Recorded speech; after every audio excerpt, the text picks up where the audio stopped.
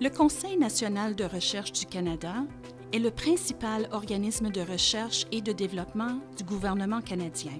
Les chercheurs du CNRC apportent chaque année une contribution importante au palmarès scientifique de recherche du Canada. En fait, ils produisent des milliers d'exposés de conférences, d'articles, de livres, de chapitres de livres et de rapports techniques. Le CNRC fait partie d'un groupe sans cesse croissant d'universités, de collèges et d'organismes, notamment d'autres organismes de recherche, qui ont reconnu l'importance de transmettre au monde entier les résultats de leurs travaux de recherche en créant des dépôts en ligne interrogeables auxquels tous peuvent avoir accès. Pour appuyer cette philosophie, le CNRC a mis en place une politique selon laquelle ces chercheurs sont tenus de déposer leurs publications revisées par les pairs et leurs rapports techniques dans ses archives des publications. Les archives des publications du CNRC renferment également des dossiers liés à des brevets, à des exposés et à d'autres types de documentation parallèle. Aujourd'hui, les archives des publications du CNRC constituent une passerelle d'accès public au fonds documentaire de recherche du CNRC. Ce fonds englobe plus de 45 000 notices et assure un accès à plus de 12 500 articles en texte intégral, nombre qui augmente chaque jour. D'abord, c'est un endroit où toutes les publications et autres matières importantes scientifiques, textuelles, sont gardées et organisées pour qu'ils soient accessibles. Et ça, c'est très important, d'avoir une place où tous les travaux du CNRC sont gardés d'une façon stable. Donc, c'est multidisciplinaire et ça donne aux gestionnaires, aux politiciens, aux citoyens ordinaires une façon de voir l'ampleur des travaux de recherche faite au CNRC. Il est vrai que l'administration et la tenue à jour des archives des publications du CNRC sont du ressort de gestion du savoir.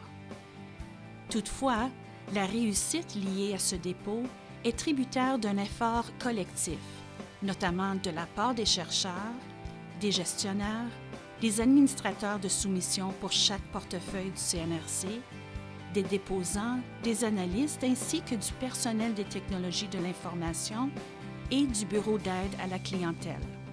L'équipe des archives du CNRC nous aide avec les étapes menant à la publication et surtout la question un peu épineuse de droit d'auteur de la couronne et tout ça.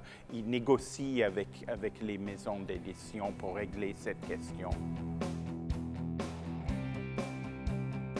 Avec les archives du CNRC, on a une garantie que la publication reste quelque part en permanence et accessible au grand public.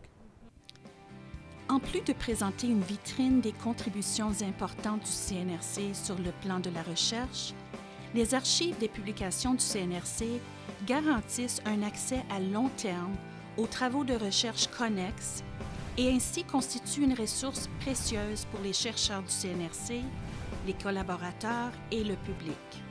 En autres mots, les personnes qui ne sont pas abonnées à des revues peuvent avoir accès aux articles associés au CNRC, ce qui renforce la valeur et l'incidence potentielle de la recherche.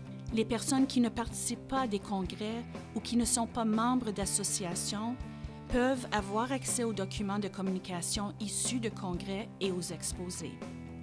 En outre, l'accessibilité s'est améliorée grâce à une interface intuitive de recherche qui permet aux utilisateurs de faire un survol par auteur ou d'utiliser la fonction de recherche avancée selon différents paramètres, notamment l'affiliation au CNRC, le type de publication et le contenu revisé par les pairs.